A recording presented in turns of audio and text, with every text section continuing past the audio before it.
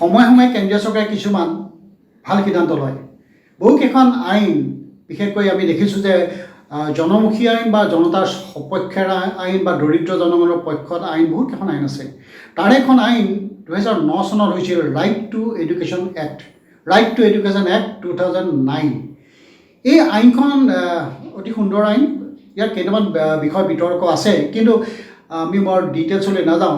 কিন্তু এটা বিশেষ বিষয় আলোচনা বৰ প্ৰয়োজন। সেই বিশেষ বিষয়টো হ'ল যে যিবিলাক ব্যক্তিগত খণ্ডৰ বিদ্যালয় আছে, ব্যক্তিগত খণ্ডৰ বিদ্যালয়বিলাকত কমেও 25% তেওঁলোকৰ আসন এই দৰিদ্ৰ নিষ্পেষিত ল'ৰা ছোৱালীৰ কাৰণে, ছাত্ৰ ছাত্ৰীৰ কাৰণে ৰিজাৰ্ভ হ'ব লাগিব। 25% লোকে 25% ছাত্ৰ ছাত্ৰীয়ে বিনামূলীয়া পাঠদান পাব লাগিব সেই ব্যক্তিগত খণ্ডৰ বিদ্যালয়বিলাকত। এই কথাটো আছে এখন আইন হিচাপে, যিখন আইন ৰাইট টু এডুকেশ্যন এক্ট 2009। আৰু এই আইনখন 2009ত হ'ল, 2010ত এইখন আইন কাৰ্যকৰী কৰা হ'ল, প্ৰযোজ্য কৰা হ'ল। ইয়াৰ পিছত দেখা গ'ল যে আইনখনৰ এই গুৰুত্বপূৰ্ণ যিটো বিষয় খুব আলোচনাৰ বিষয় আমি আজি আনিব বিচাৰিছোঁ, সেই বিষয়টোৰ ক্ষেত্ৰত আমি দেখিলোঁ ভাৰতবৰ্ষৰ বিভিন্ন ৰাজ্যত এই আইনখন প্ৰয়োগ কৰা হ'ল, বিশেষকৈ এই দফাটো। কিন্তু অসমৰ ক্ষেত্ৰত নিমাতে থাকিল। এই বিষয়টো বিশেষকৈ অসমত মই দেখিছোঁ এজন ব্যক্তি বিশেষভাৱে অধ্যয়ন কৰিছে, বিশেষভাৱে মাত মাতি আহিছে আৰু জনমত গঠন কৰিবৰ কাৰণে চেষ্টা কৰিছে। সেই হ'ল পলাশ ৰঞ্জন বৰুৱা। পলাশ ৰঞ্জন বৰুৱাক আমাৰ ষ্টুডিঅ'লৈ আমি মাতি আনিছোঁ। পলাশ ৰঞ্জন বৰুৱা অসমৰ সমাজ জীৱনত অতি পৰিচিত, বিশেষকৈ আৰ্থসামাজিক ক্ষেত্ৰখনত বা সামাজিক ক্ষেত্ৰখনত তেওঁৰ অতি ক্ষুৰধাৰ বক্তব্য দিয়ে, লেখনি ধৰে। আৰু এনেকুৱা ধৰণৰ বিষয়বিলাক যিবিলাক ৰাইজৰ লগত জড়িত, এই বিষয়বিলাকত তেওঁ সততে মাত মাতে। পলাশ ৰঞ্জন বৰুৱা, মই বিষয়টোৰ ডিটেইলছলৈ পিছত যাম, কিন্তু মূল বিষয়টো হ'ল যে এখন আইনৰ জৰিয়তে যে ব্যক্তিগত খণ্ডৰ বিদ্যালয়বিলাকত 25% আসন ক্লাছ 1ৰ পৰা ক্লাছ 8লৈকে দৰিদ্ৰ জনসাধাৰণে বিনামূলীয়াকৈ পঢ়িব পাৰে, এই প্ৰসংগটো ৰাইজে জনাকৈ আপোনাৰ পৰা জানিব বিচাৰিছোঁ। আচলতে ৰাইট টু এডুকেশ্যন এক্ট মানে শিক্ষাৰ অধিকাৰ আইন 2009, কিন্তু এই আইনখনৰ সেইটো চমুকে নামটো, ফুল নামটো হ'ল right of children to free and compulsory education act 2009। মানে আইনখনৰ নামটোৱে free and compulsory right of children, মানে ছাত্ৰ ছাত্ৰীক বিনামূলীয়া আৰু বাধ্যতামূলক শিক্ষা আইন আছিলে এইটো 2009। আৰু এইটো ভাৰতবৰ্ষত 2009ত যেতিয়া আইনখন পাছ হৈছে, তেতিয়া 2010ৰ পৰা ভাৰতবৰ্ষৰ বিভিন্ন ৰাজ্যত ইমপ্লিমেণ্ট হৈছে। আমাৰ অসমতো 2010ৰ পৰা ইমপ্লিমেণ্ট হৈছে। কিন্তু অতি দুখৰ বিষয়, 2010ৰ পৰা 2020লৈকে এজন ছাত্ৰ ছাত্ৰীও এই আইনৰ অধীনত মানে অসমত কোনো এখন ব্যক্তিগত খণ্ডৰ বিদ্যালয়ে নপঢ়ালে।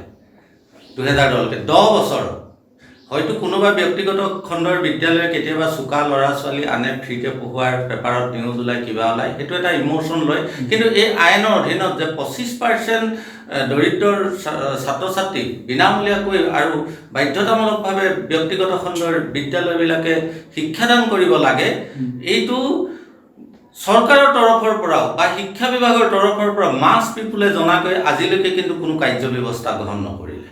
তাৰ কাৰণে 2020 চনতে গুৱাহাটী উচ্চ ন্যায়ালয়ত যেতিয়া 10 বছৰত এজনো ছাত্ৰ বিনামূলীয়াকৈ পঢ়োৱাৰ দেখা নগ'ল, তেতিয়া 2020 চনত এজন আইনৰ ছাত্ৰ দেৱগ্ৰহ ৰয় তেখেতে এখন পিআইএল আনিছিলে আৰু সেইখন 21 চনত ডিছপ'জ হ'ল। আকৌ 23 চনত নতুন পিআইএল হৈছে, আকৌ 23 চনৰ এপ্ৰিলৰ পৰা আৰু এখন পিআইএল এতিয়াও চলি আছে। 3খন পিআইএল কৰাৰ পিছতো আজি তাৰিখত শিক্ষা বিভাগৰ কোনো গা লৰা নাই আৰু কোনো জনসচেতনতা নাই। এই বিষয়টো আমি যিটো দেখিছোঁ, আটাইতকৈ গুৰুত্বপূৰ্ণ বিষয়টো হ'ল যে ব্যক্তিগত খণ্ডৰ বিদ্যালয়বিলাকে তেওঁলোকৰ বিদ্যালয়ত 25% আসন তেওঁলোকে দৰিদ্ৰ ছাত্ৰ ছাত্ৰীৰ কাৰণে মুকলি কৰি দিব লাগিব। আৰু এইটো ক্ষেত্ৰত তেওঁলোকে যোৱা 10 বছৰ ষ্টেট গভৰ্ণমেণ্টখনে কোনো 10 বছৰ আজি 12-14 বছৰে হ'ল, কোনো ধৰণৰ তেওঁলোকে পদক্ষেপ গ্ৰহণ কৰা নাই। আৰু চৰকাৰে এই গোটেই বিষয়টো ব্যক্তিগত খণ্ডৰ বিদ্যালয়বিলাকক বাধ্যও কৰা নাই। আৰু ব্যক্তিগত খণ্ডৰ বিদ্যালয়বিলাকে এই কথাখিনি ৰাইজক জনাবৰ কাৰণে তেওঁলোকেও কোনো ধৰণৰ ব্যৱস্থা কৰা নাই, কাৰণ তেওঁলোকে সম্পূৰ্ণ বাণিজ্যিক ভিত্তিত পৰিচালিত এখন বিদ্যালয়। তেওঁলোকে এই কথা জনাব নিবিচাৰে।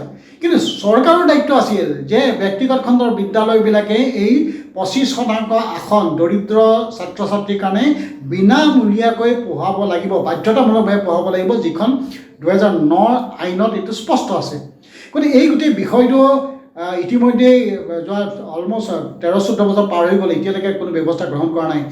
এই ক্ষেত্ৰত পলাশ ৰঞ্জন বৰুৱাই বিশেষকৈ এডুকেশ্যন ডিপাৰ্টমেণ্টৰ লগত বহুত যোগাযোগ কৰিছে, হেঁচা প্ৰয়োগ কৰিছে, উপায়ুক্ত কাৰ্যালয়ত হেঁচা প্ৰয়োগ কৰিছে, বিভিন্ন কাম কৰিছে। এই গোটেই বিষয়টোত আপুনি অলপ চমুৱাই ক'ব নেকি যে কোনটো পৰ্যায়ত আপুনি গৈ আছে কথাখিনি? আচলতে আমি যেতিয়া 2010 চনৰ পৰা এই আইনখন অসমত ইমপ্লিমেণ্ট হৈছে, তেতিয়াৰ পৰা যেতিয়া আমি গোটেই অফিচিয়েল ৰেকৰ্ড পাতি খুচৰি চাইছোঁ, তেতিয়া দেখিছোঁ যে পেপাৰ ৱৰ্কছটো ঠিক হৈছে। 2010 চনৰ পৰাই প্ৰতিটো নটিফিকেশ্যন প্ৰতিখন স্কুলৰ নামত শিক্ষা বিভাগে ইছ্যু কৰা নটিফিকেশ্যন আমি ঠিকেই পাইছোঁ, গাইডলাইন ঠিকেই পাইছোঁ, ৰুলছ এণ্ড ৰেগুলেশ্যন ঠিকেই পাইছোঁ, কিন্তু কাৰ্যক্ষেত্ৰত 20 চনলৈকে একো নহয়। কিয় হোৱা নাই বুলি কয়? তেওঁলোকক বাধ্য নকৰে।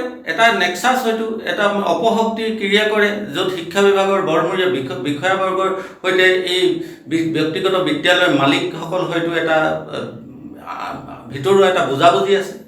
আমি ভবাৰ থল আছে তেনেকৈ কথা, নহ'লেতো এনেকুৱা হ'ব পাৰে নে? অকল পেপাৰ ৱৰ্কছ হয়। আৰু এইখন অসমত আপুনি কল্পনা কৰকচোন, 25% এটা দৰিদ্ৰ পৰিয়ালৰ ল'ৰা ছোৱালী নাইনে প্ৰাইভেট স্কুলত পঢ়িবৰ কাৰণে? কিন্তু আমি এটা কথা সততে শুনিবলৈ পাওঁ, যেতিয়া প্ৰাইভেট স্কুলত ফিজ সময়মতে দিব নোৱাৰে, এসপ্তাহ দেৰি হ'লে যিটো অত্যাচাৰ কৰে অভিভাৱকক, বহু ল'ৰা ছোৱালীক লিভিং চাৰ্টিফিকেট LC TC পৰ্যন্ত ইছ্যু কৰি দিয়ে। তেনে অৱস্থাত এইটোতো সাংঘাতিক ধৰণৰ কথা। মানে 20 চনলৈকে এটা ল'ৰাও নিদিয়া, কিন্তু কাগজ পত্ৰ সকলো তেওঁলোকৰ ডিপাৰ্টমেণ্টৰ ঠিক আছে। তাৰপিছত যেতিয়া PIL হ'ল, PIL হোৱাৰ পিছত তেওঁলোকে আকৌ 21 চনৰ ছেপ্টেম্বৰ 2 তাৰিখে এখন OM অফিচিয়েল মেমৰেণ্ডাম উলিয়ালে। তাত স্পষ্ট গাইডলাইন আছে, 4খন কমিটি বনাই দিছে, state level monitoring committee, district level monitoring committee, block level monitoring committee, আকৌ ৰুলছ এণ্ড ৰেগুলেশ্যন ইমপ্লিমেণ্টেশ্যন হৈছে নাই তাৰ কাৰণে এখন ডিষ্ট্ৰিক্ট লেভেলত এটা চেল বনাই দিছে।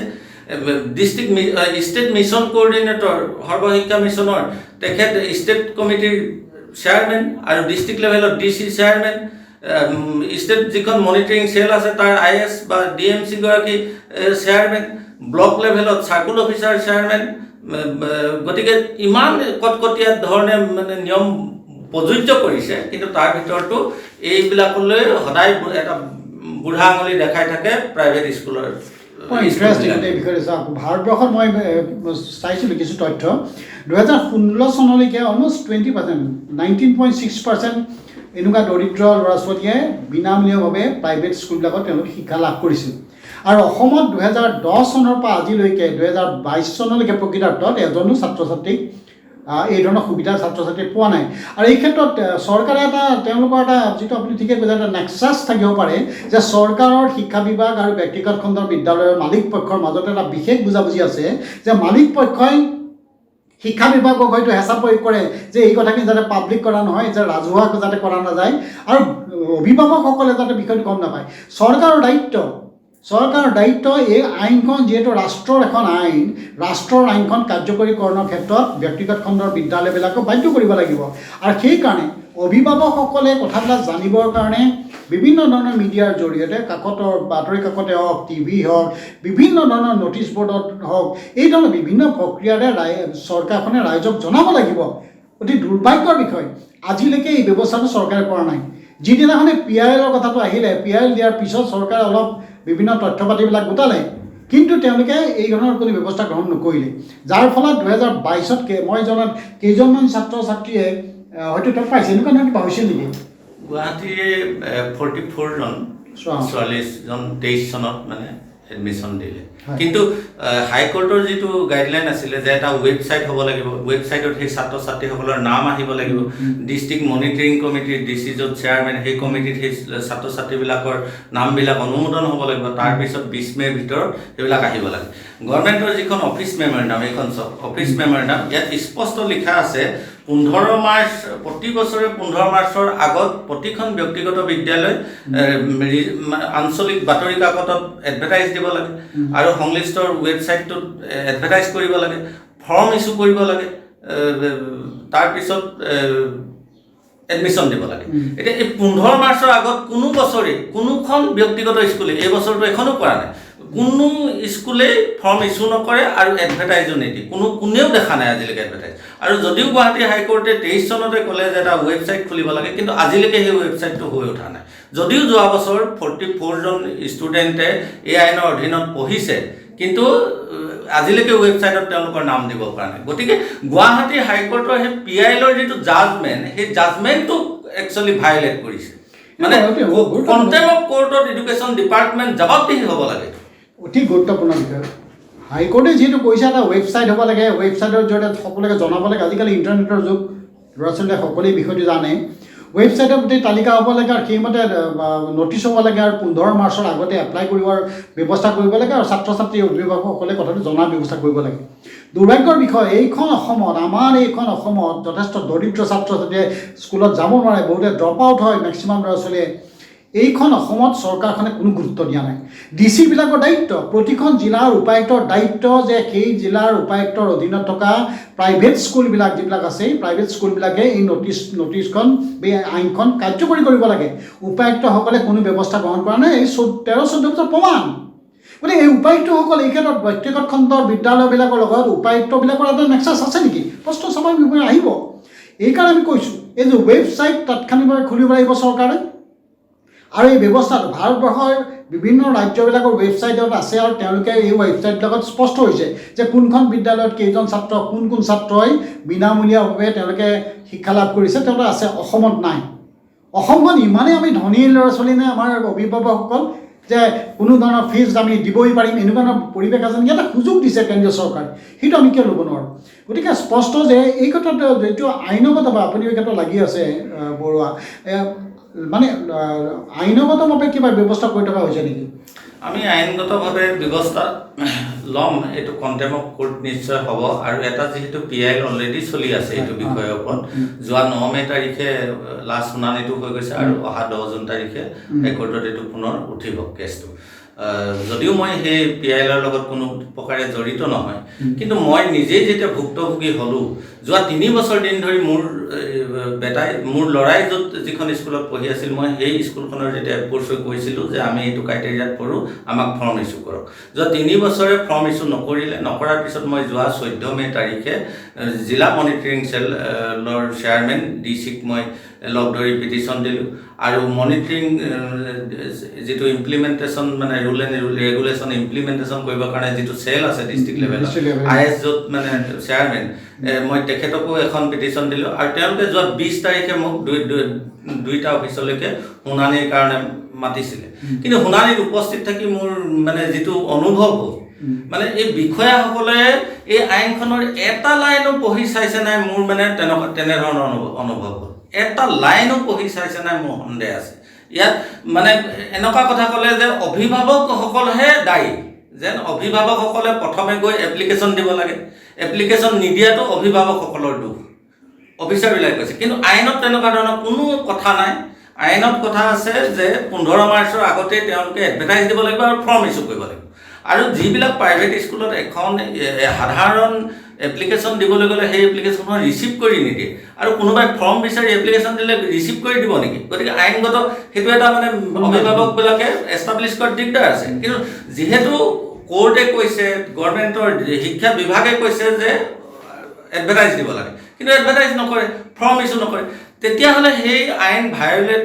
কৰাৰ ক্ষেত্ৰত সংশ্লিষ্ট এই যে 4খনকৈ মনিটৰিং কমিটি আছে সেই কমিটিকেইখনে কি কৰিছে তেওঁলোকে তেওঁলোকৰ ওপৰত আইনগত ব্যৱস্থা ল'ব লাগে নে নাই মোৰ হিচাপতো FIR লজ হ'ব লাগে এই যে এই 4খন কমিটি হ'ল block level committee district level committee state level committee district level implementation committee এই কমিটিবিলাকৰ কাম কি তেতিয়াহ'লে কি কৰি আছে একো কৰা নাই মই যেতিয়া 14 তাৰিখে কামৰূপ মহানগৰ DCক লগ ধৰিবলৈ গৈছিলোঁ মই যেতিয়া পিটিশ্যনখন দিছোঁ তেওঁ পঢ়ি থাকোঁতে ক'লে যে এইখন কেন্দ্ৰীয় চৰকাৰৰ আইন অসমত ইমপ্লিমেণ্ট হোৱা নাই মই তেতিয়া ক'লোঁ যে কেনেকৈ ইমপ্লিমেণ্ট হোৱা নাই যে আপুনি চেয়াৰমেন কেনেকৈ হ'ল তেতিয়া তেওঁ মোক গভৰ্ণমেণ্ট নটিফিকেশ্যন বিচাৰিলে তেতিয়া মই নটিফিকেশ্যন হাইকোৰ্টৰ জাজমেণ্ট সকলো দিয়াৰ পিছত ADC এডুকেশ্যনক মাতি আনি এইটো ব্যৱস্থা ল'বলৈ দিছে গতিকে আপুনি ভাবক আৰু 15 তাৰিখে আকৌ চিলেকশ্যন ডেট আছে গভৰ্ণমেণ্ট এইখন চব ইয়াত লিখা আছে 15 মে তাৰিখে এভৰি ইয়েৰ প্ৰতি বছৰ 15 May approval of children submitted by district committee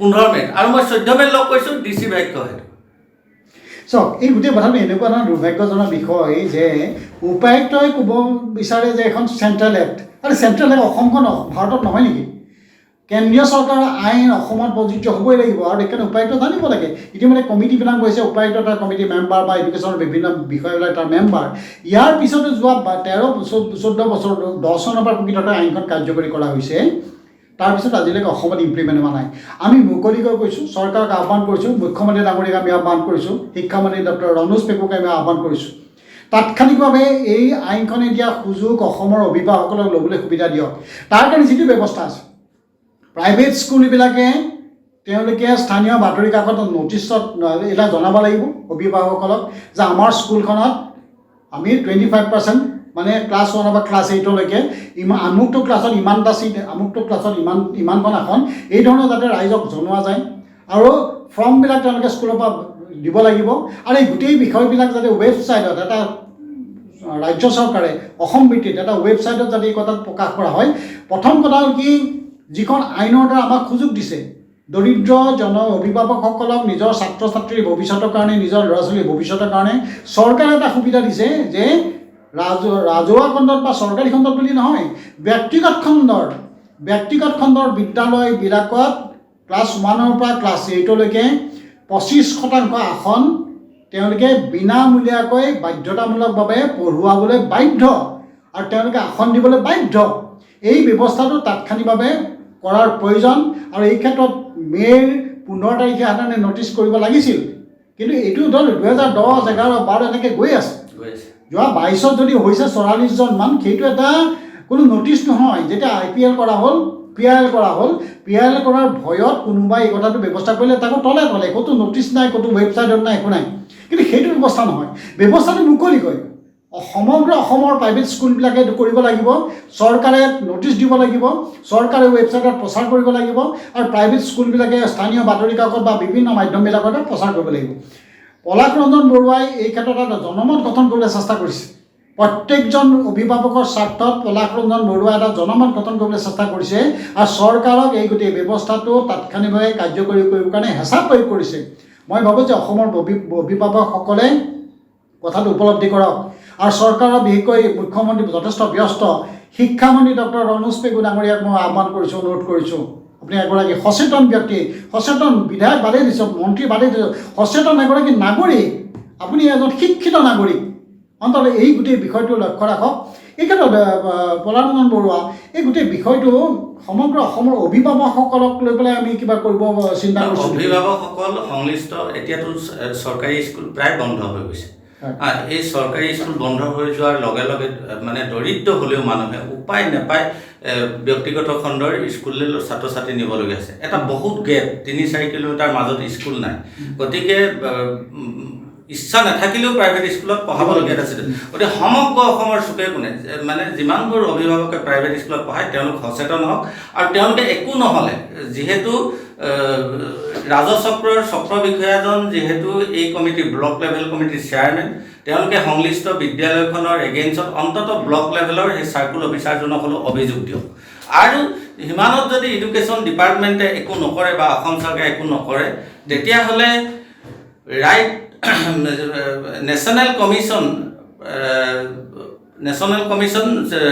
protection of children rights এখন হেৰি আছে নেশ্যনেল কমিশ্যন আছে সাংবিধানিক বডি আছে আৰু SC ST OBC সকলোৰে কাৰণে নেশ্যনেল কমিশ্যন আছে তালৈ চিঠি লিখিব লাগে আৰু হিউমেন ৰাইটছ কমিশ্যনতো এইটো লিখিব লাগে আৰু ৰাষ্ট্ৰসংঘৰ যিখন 1989 চনৰ চনত তাৰ আৰ্টিকুল 28 আৰু 29 সাংঘাতিকভাৱে অসম চৰকাৰৰ এডুকেশ্যন ডিপাৰ্টমেণ্টে ভাইলেট কৰি আছে গতিকে সেইকাৰণে ৰাষ্ট্ৰসংঘৰ চনত পৰ্যন্ত ভাইলেট কৰিছে সেইকাৰণে হিউমেন ৰাইটছতো এইটো আনিব লাগে সকলো অভিভাৱকে কোৰ্ট কছাৰীত দৌৰিব নোৱাৰে সকলোৱে হাইকোৰ্ট কৰিব নোৱাৰে কিন্তু এইকেইখন কমিটিলৈ যেতিয়া এখন চিঠি লিখি পঠিয়াই দিব তেতিয়া এডুকেশ্যন ডিপাৰ্টমেণ্টৰ গা লৰিব সেইটো মই ধন্যবাদ জনাইছোঁ পলাশ ৰঞ্জন বৰুৱা অতি গুৰুত্বপূৰ্ণ এটা বিষয় এই বিষয়টো চৰকাৰখনে অতি চিৰিয়াছলি লওক যে এইটো এটা সুবিধা দিছে যিহেতু আপোনালোকে চৰকাৰী বিদ্যালয়বিলাক লাহে লাহে কমাই আনিছে বাধ্য হৈছে ল'ৰা ছোৱালীবিলাকে অভিভাৱকসকলে নিজৰ সন্তানক অতি দৰিদ্ৰ হ'লেও তেওঁলোকে আজি প্ৰাইভেট স্কুলত দিবলগীয়া হৈছে, বহুত ফিজ দিবলগীয়া হয়। এই ক্ষেত্ৰত এটা কেন্দ্ৰীয় চৰকাৰে সুযোগ দিছে 2009 চনতে, আজি ইমান বছৰ পাৰ হৈ গ'ল। গতিকে এই ব্যৱস্থাটো তাৎক্ষণিকভাৱে কাৰ্যকৰী কৰক। অসম চৰকাৰে গুৰুত্ব দিয়ক যে প্ৰতিখন প্ৰাইভেট স্কুলে, অসমৰ প্ৰতিখন প্ৰাইভেট স্কুলে, ব্যক্তিগত খণ্ডৰ বিদ্যালয়ে ক্লাছ 1 বা ক্লাছ 8লৈকে 25% আসন বিনামূলীয়াকৈ এই দৰিদ্ৰ যিসকল দুখীয়া অভিভাৱক তেওঁলোকৰ ছাত্ৰ ছাত্ৰী, তেওঁলোকৰ ল'ৰা ছোৱালীক যাতে শিক্ষা দিয়ে তাৰ ব্যৱস্থা তাৎক্ষণিকভাৱে কৰক। এই 12-14 বছৰ নকৰিলে চৰকাৰখনে চূড়ান্ত গাফিলতি কৰিলে। এই কথাটো আমি ক'বলৈ বাধ্য হৈছোঁ যে চৰকাৰৰ সংশ্লিষ্ট বিভাগ আৰু ব্যক্তিগত খণ্ডৰ মালিক পক্ষৰ মাজত এটা বুজাবুজি হ'ল। বুজাবুজিৰ কাৰণে আজি 14 বছৰ এইটো পেলাই থোৱা হ'ল। গতিকে এই ক্ষেত্ৰত 2024 পৰাই এই আইনখন 100% যাতে কাৰ্যকৰী কৰে। আৰু অসম চৰকাৰক আমি আহ্বান কৰিছোঁ, চৰকাৰে এখন শ্বেতপত্ৰ প্ৰকাশ কৰক যে ৰাইট টু এডুকেশ্যন এক্ট 2009 এই দফাটো সম্পূৰ্ণ অসমত কাৰ্যকৰী কৰা হৈছে। এই প্ৰসংগত চৰকাৰখনে এখন শ্বেতপত্ৰ প্ৰকাশ কৰক। বৰুৱাদামে আপুনি কি ক'ব? চৰকাৰক আপুনি কি আহ্বান? শ্বেতপত্ৰটো প্ৰকাশ কৰিব, কিন্তু শ্বেতপত্ৰত প্ৰকাশ কৰিলে কি ওলাব? মাত্ৰ 44জন ছাত্ৰ ছাত্ৰী ছেকশ্যন বাৰে ভাইলেট কৰিছে। সেই বিদ্যালয়বিলাকৰ এগেইনষ্টত হিচাপত DCয়ে মানে তেওঁ এজ এ মনিটৰিং কমিটিৰ চেয়াৰমেন, তেওঁ কিন্তু আইন ভাইলেট কৰাৰ কাৰণে যিটো ধাৰাত যি কৰিব লাগে সেইটো কৰা হ'লে ব্যক্তিগত বিদ্যালয়বিলাকে ভয় খালেহেঁতেন। কিন্তু এতিয়া এটা কথা, এইবাৰ পৰা গভৰ্ণমেণ্টে কৈছে যে এই পইচাটো কিন্তু সংশ্লিষ্ট বিদ্যালয়বিলাকক ছাত্ৰ ছাত্ৰীৰ এগেইনষ্টত মানে ৰিম্বাৰ্চমেণ্ট দিব। এতিয়াতো তেতিয়াহ'লে ব্যক্তিগত খণ্ডৰ মালিকৰতো একো আহে নাযায়। এই কথাটো নাই, এই কথাটো আইনততো কথাটো নাই যে ব্যক্তিগত খণ্ডৰ স্কুলবিলাকত 25% আসন যদি তেওঁলোকে পঢ়ুৱায় তাৰ পইচাটো গভৰ্ণমেণ্টে দিব।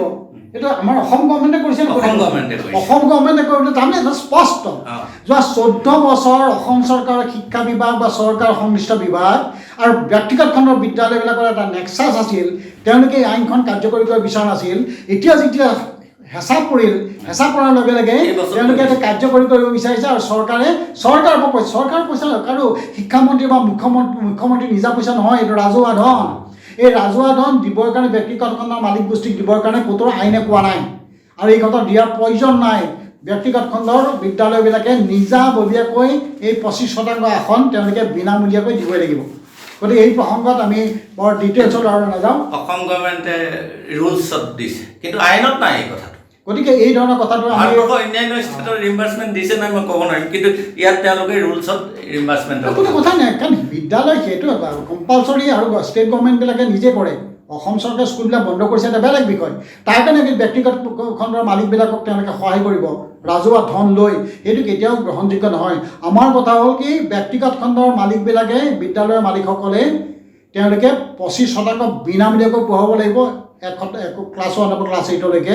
আৰু অসম চৰকাৰে তাৰ কাৰণে ৰিম্বাৰ্চ কৰিব, তেওঁলোকে আকৌ সেই পইচাটো চৰকাৰৰ ৰাজহৰ পৰা তেওঁলোকে পৰিশোধ কৰিব। এই ব্যৱস্থা কিন্তু গ্ৰহণযোগ্য নহয়, কিন্তু চৰকাৰে এই ক্ষেত্ৰত মনত ৰখা উচিত। গতিকে আমি ভাবোঁ যে অসমৰ অন্ততঃ সচেতন সমাজখনৰ লগতে বিশেষকৈ ছাত্ৰসকলৰ বাবে বিশেষভাৱে চিন্তা চৰ্চা কৰা এই যিবিলাক ষ্টুডেণ্ট সংগঠন আছে, যুৱ ছাত্ৰ সংগঠন আছে, এই সংগঠনসকলে সজাগ হওক আৰু তেওঁলোকে এই ক্ষেত্ৰত এই আইনখন কাৰ্যকৰীকৰণৰ ক্ষেত্ৰত কঠোৰ পদক্ষেপ গ্ৰহণ কৰিব কাৰণে আহ্বান কৰি পলাশ ৰঞ্জন বৰুৱাক আমাৰ ইয়াত অহাত আৰু এই কথাখিনি আপুনি ৰাজহুৱা কৰাৰ কাৰণে আপোনাক পুনৰ মই ধন্যবাদ জনাই আজি আমি এই কথাখিনি ইয়াতে আমি শেষ কৰিলোঁ।